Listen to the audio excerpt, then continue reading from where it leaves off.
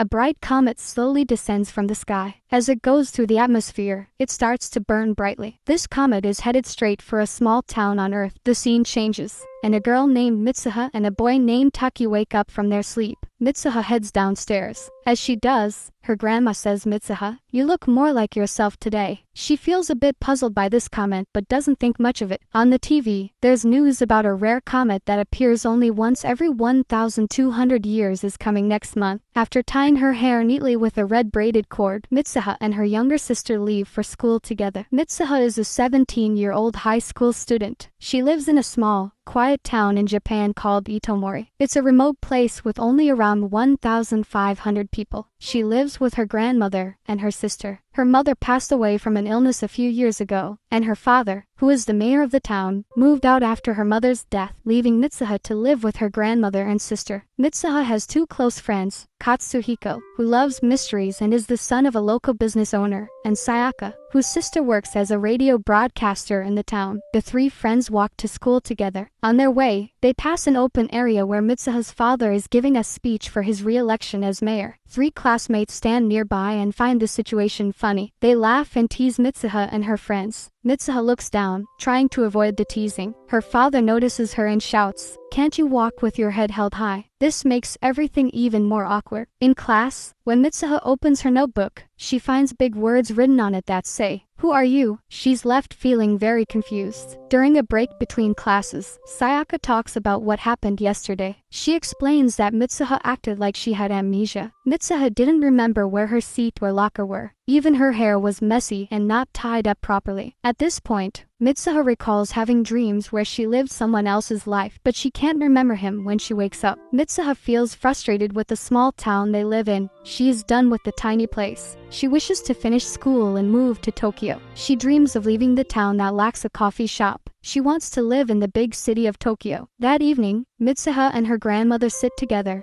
busy with traditional crafts. In their town, the people have a long tradition of honoring a local deity. They perform special rituals to show their respect to this god. For generations, Mitsuha's family has been in charge of these rituals. But Mitsuha often wonders, why do they do these rituals? Her grandmother starts to tell an old story about their town to help Mitsuha understand. She says that about 200 years ago, a huge fire swept through the area. It burned everything in its path, including all the old documents. Because of that fire, many of the town's traditions and their original meanings got lost. Now, they only have the basic form of those traditions left. Later in the evening, there's another ritual they need to perform. We see Mitsuha and her sister dressed in traditional outfits performing a beautiful dance. After the dance, they take part in a ritual where they chew rice and then spit the mixture into bamboo containers. They repeat this process multiple times. This mixture is then sealed and left to ferment. It becomes one of Japan's oldest types of sake. They offer it to the gods as a sign of respect. However, Mitsuha feels so embarrassed about performing a ritual, especially in front of her classmates. In her frustration, she shouts, "I'm tired of this life. Next time, I wish I could be a handsome guy in Tokyo." The next morning, she wakes up feeling weird. She's in an unfamiliar room, and she's in the body of a boy named Taki. Taki is a high school student in Tokyo. He lives with his dad since his mom passed away, but his dad's super busy with work. Their house is kind of messy. Mitsuha, now in Taki's body, is totally confused. She thinks it's just a dream. When she steps outside, she's amazed by the Tokyo city view, the skyscrapers, the busy streets. It feels so real. She doesn't know the way around, so she arrives at school late. As she's about to walk into class, a boy suddenly grabs her, pulling her to the schoolyard for lunch. There, she meets Taki's close friends, Tsukasa and Shinta. They chat about going to a cafe after school, and Mitsuha, who's never been to one living in her small town, is super excited. Mitsuha enters the coffee shop and is stunned by the high prices on the menu. She shrugs it off, thinking she's just dreaming, and orders an extravagant dessert. As she's savoring her dreamlike treat, her phone buzzes with a message. It's from Taki's workplace, telling her she's late for work. Confused and thinking, who works in a dream? She rushes off to an upscale Italian restaurant. At the restaurant, she's trying her best to be a waiter but is clearly overwhelmed. A customer with a sneaky look calls her over. He points at a leftover pizza slice, showing her a toothpick on it, and demands an explanation. Lost for words, Mitsuha struggles to reply. Just then, a senior waitress, named Miki, steps in and smooths things over by waving the man's bill. But that's not enough for this troublesome customer. her. He pulls out a craft knife and slashes Mickey's skirt. Mitsuha quickly helps Mickey into the restaurant's back office. She skillfully stitches up the skirt and even embroiders a cute scene of a hedgehog walking on grass. Mickey is both grateful and surprised. She finds Taki, who is actually Mitsuha, very delicate and kind, a contrast from his usual aggressive attitude towards difficult customers. When Mitsuha gets home from the hectic workday, she lays on the bed and browses through Taki's phone. She discovers several photos of Mickey. Mitsuha thinks Taki has a crush on her. She notes down everything that happened that day on the phone. She recalls a previous note on her book that say, "Who are you?" She writes her name Mitsuha on her hand. She then drifts off to sleep. The scene fades to black, and when it returns, the real Taki is back in his body. He's puzzled by the name Mitsuha written on his palm. Even more baffled, he finds some diary on his phone. When he goes to work, the other male waiters are angry at him, thinking he and Mickey have become a couple based on the previous day's events. Taki is utterly clueless about it all. On the same day Mitsuha had been in Taki's body, Taki found himself in Mitsuha's body. Waking up and realizing he's a girl, he's shocked. Later at school, some classmates tease Mitsuha about her father's ambitions. Angry, Taki stands up for her by kicking down the desk. This shuts them up. He also thinks this body-swapping experience is just a dream. It's only after several swaps that they realize the body exchange between them is real. Every week, Taki and Mitsuha find themselves swapping bodies 2 or 3 times. It's totally random. When they wake up, the memories of being in each other's bodies start to fade. At first, it's super weird, but they eventually accept this strange happening. To avoid trouble, they set some rules. Mitsuha tells Taki don't take baths and don't touch anything you're not supposed to. They also decide to write down everything they do while they're swapped. This way, they can keep track of what's happened in their lives. The story jumps around quickly, showing Taki and Mitsuha communicating by leaving notes and messages on each other's phones. They often bicker. Taki complains that Mitsuha spends too much money at cafes. Mitsuha argues that it's his body that gets hungry, and she contributes by working at the Italian restaurant too. One morning, Taki wakes up and he's in Mitsuha's body again. Without thinking, he touches her chest. The TV is on, and the news is talking about a visible comet in the sky. Today is a big deal. Mitsuha, her younger sister, and their grandmother need to hike to a shrine near their village. The purpose is to offer sake they made during the ritual to the spirit of the shrine. The shrine's on top of a tall mountain, which overlooks the entire town of Itomori. Taki, as Mitsuha, has to walk up this mountain, and it's not just a simple walk. He ends up carrying Mitsuha's grandmother for part of the way. As they walk, Grandma shares a story. She talks about musubi, saying it's like the thread that ties time and life together. When they finally reach the shrine, which is inside a big rock, Taki learns something interesting. The sake they're offering is called Kuchikamizaki, and it's considered half of Mitsuha. This makes Taki feel a bit weird. While at the mountain's top, Taki takes a moment to look out over the town of Itomori. The view is stunning. He thinks Mitsuha should see it too. So, he decides to tell her to visit this spot and enjoy the view for herself. Taki suddenly wakes up, back in his own body. He checks his phone and there's a text message. It's from Mickey, reminding him about their date today. It turns out that while Mitsuha was in Taki's body, she had set up this date with Mickey. The two of them spend a nice, though very polite, day together. At one point, they stop in front of a wall of photos in an art gallery. The photos show Itomori, the town where Mitsuha lives. But because Taki tends to forget the memories from when they swap bodies after he wakes up, he only thinks the place looks familiar. He can't quite remember why. So, he stands there for a long time, trying to remember. As evening approaches, Taki suggests grabbing dinner together, but Mickey stops him. She's noticed that Taki's heart isn't really with her anymore. She asks if he used to like her, but now he's into someone else, isn't he? Even though Taki tries to deny it, he can't hide his true feelings. He spends a lot of time on a footbridge, going through his phone. He finds a note from Mitsuha that says something like, "After the date, you'll see the comet." He's not sure what it means. He gazes up at the sky, trying to spot the comet Mitsuha mentioned, but doesn't see anything. Then, he remembers a phone number. It's Mitsuha's number, which she had saved on his phone a while ago. He tried calling it a few times before, but no one ever picked up. On the other side, Mitsuha gets a call, but it's from a friend, inviting her to watch the upcoming comet at the festival. That evening, Mitsuha heads to a vantage point. There, the comet is clearly visible. But then, something unexpected happens. The comet splits in two, and one half shoots down towards the ground. Back with Taki, he can't get through to Mitsuha on the phone. He thinks about telling her all about the disastrous date the next time they swap bodies. But from that day on, he and Mitsuha never switch bodies again. Taki goes back to his normal school life. Taki sketches out the scenery of the town he remembers. After putting in a lot of effort over time, he finally creates a few drawings he's happy with. He decides he wants to find this town, to look for Mitsuha and meet her. Tsukasa and Miki, thinking he's going to meet someone he knows from the internet, decide to join him because they're worried about him traveling alone. So for days, Taki goes around showing his sketches to different people, asking if they recognize the place. But everyone says no, and he faces disappointment after disappointment. Just when Taki is about to give up and they're preparing to go back to Tokyo after a meal, the restaurant owner recognizes the town from Taki's drawing. She says it's Itomori and mentions how well he drew it. She reveals that Itomori was her husband's hometown. Everyone is shocked when they hear that Itomori was destroyed by a comet that fell unexpectedly 3 years ago. When Taki visits the Itomori he remembers, it's now in ruins. The disaster 3 years ago claimed the lives of 500 of the town's 1,500 residents. The rest have moved away. Taki can't believe it when he finds out that the high school he attended while in Mitsuha's body was also destroyed 3 years ago. He's totally shocked. He remembers that not long ago, he was swapping bodies with Mitsuha and going to that very school. He can't wrap his head around the idea. How could Mitsuha have died 3 years ago? And how could the high school have been destroyed back then? In disbelief, Taki checks his phone to show his friends the notes Mitsuha wrote as proof. But to his horror, all of Mitsuha's messages start fading before his eyes, eventually disappearing completely. On the way back, everyone is silent. They head straight to the local library that night, searching for all the information on the disaster. In the list of victims, Taki finds familiar names, Mitsuha and her family. They all died that day. Back at the hotel, Taki tries to convince himself it was all just a dream and not to think about it anymore. But as he's lost in these thoughts, he suddenly forgets Mitsuha's name. All his memories related to her are slowly fading away. At this moment, Miki walks in, flipping through a magazine article that talks about the traditional craft of knot making in Itomori. She points to the bracelet Taki's been wearing and asks if it's one of those knots from Itomori. Taki replies that someone gave it to him a long time ago. He's worn it so much that it feels like a good luck charm, but he's forgotten who gave it to him. Suddenly, he recalls someone had talked about the Kuchikamizaki and about the shrine. Deep down, Taki feels he needs to visit that place. The next morning, Taki leaves a note explaining that he has to go somewhere very important. He returns to Itomori, walking alone through the now ruined town. A heavy rain begins, but it doesn't slow him down. Eventually, he finds that familiar place from his memories. He enters a chamber made of large rocks and roots. At the end of the chamber, he finds the Kuchikamizaki that he had stored there while in Mitsuha's body. He identifies the bottle that represents Mitsuha and takes it. Taki wonders, was it Mitsuha from 3 years ago with whom he had swapped bodies? Their timelines were different. Remembering what Mitsuha's grandmother had said, that the Kuchikamizaki is half of Mitsuha, he makes a silent prayer. If it were possible to turn back time, he wishes to do it again. He drinks the sake in one go. Suddenly, Taki stumbles and falls. This accident, however, allows him to see a comet painted on the cave ceiling above him. The painting comes to life and the comet transforms into a red braided cord and then back into a comet, crashing into the water below. Taki sees memories of Mitsuha, including the death of her mother and her father leaving home. He then witnesses the times they swapped bodies and finally, the night the comet fell. When Taki wakes up, he's once again in Mitsuha's body. Through the news on TV, he realizes that today is the day the comet is supposed to strike. With this second chance, Taki is determined to save everyone in the town. But then, Mitsuha's grandmother speaks up behind him. "You're not Mitsuha, are you?" Taki is surprised that she knows. The grandma explains that Mitsuha's recent odd behavior reminded her of a time when she had dreams of swapping bodies with someone else. Mitsuha's mother had the same experience. This body swapping might be a special ability in their family, given by the gods to prevent the comet disaster. Taki tells the grandmother about the impending catastrophe. She thinks not many people will believe him, but Taki is not deterred. He rushes to find Mitsuha's friends, Katsuhiko and Sayaka, and informs them about the impending disaster. They quickly devise a plan. Katsuhiko decides to use explosives from his family's warehouse to create a false disaster by blowing up the town's power station. Sayaka, using the school's broadcasting system, sends out an emergency evacuation message to the entire town, directing them to the high school field which will be safe from the comet's impact. But before they put their plan into action, Taki wants to talk to Mitsuha's father, the town's mayor. If he can convince him, then they won't need to resort to such drastic measures. However, as expected, the mayor dismisses Taki's warnings. He even threatens to send Taki to the hospital for speaking nonsense. In anger, Taki grabs the mayor by the collar, surprising him. Leaving the government office, a distraught Taki wanders the streets and bumps into Mitsuha's younger sister. He tells her to take their grandmother and leave town that night. The sister is confused, mentioning how strange Mitsuha has been acting lately, even going on a trip to Tokyo the day before. This information leaves Taki stunned and lost in thought, wondering why Mitsuha went to Tokyo yesterday and where she might be now. Taki figures that Mitsuha's spirit is likely in his body. 3 years in the future, at the shrine, he borrows a bicycle and races there. Meanwhile, back at the shrine, Mitsuha's spirit awakens inside Taki's body. They've swapped again. Mitsuha steps out of the shrine and sees the ruins of Itomori. It hits her. She remembers the comet splitting in two and hurtling towards the town. She realizes she might already be dead. Taki rides his bike as fast as he can, heading to the shrine. Suddenly, the sound of Mitsuha's voice fills his mind, calling out his name. Flashbacks flood in, showing that the previous day, Mitsuha had set out alone on a train to Tokyo. With a mix of excitement and nerves, she arrives in the massive city, relying on her memories to find Taki. Finally, she spots him from 3 years ago on a train, but that younger Taki doesn't recognize Mitsuha at all. They stand close to each other in the crowded train, so near yet worlds apart. When they get off, Taki asks her name. She shouts it out and hands him the braided cord. In the present, both Taki and the 3 years later Mitsuha find themselves at the outer boundary of the shrine. They run past each other, separated by time. There's a 3-year gap between them, so they can't see each other. As twilight falls, something magical happens. Not only do they return to their own bodies, but they also get to see each other. Mitsuha looks at Taki with confusion. She wonders how he managed to save her. She believes she should have been dead the day before. He tells her it's because he drank the sake she made. She's shocked that he drank the sake she made from chewed rice, and she asks if he touched her chest since her sister had seen something. Taki returns the braided cord she had given him, saying that she had come to find him before he even knew her. He'd worn it for 3 years and suggests she should wear it now. In a bid to never forget each other, they decide to write their names on each other's palms. After Taki writes on Mitsuha's hand, as she's about to write her name on his, her pen drops. As dusk fades, the magical moment ends. Taki is back in his body. Talking to himself, he says he'd wanted to tell her that no matter where she is in the world, he'd find her. Desperate to remember her, he repeatedly says Mitsuha's name out loud. But by the time he reaches for the pen, he's already forgotten her name and why he's even there.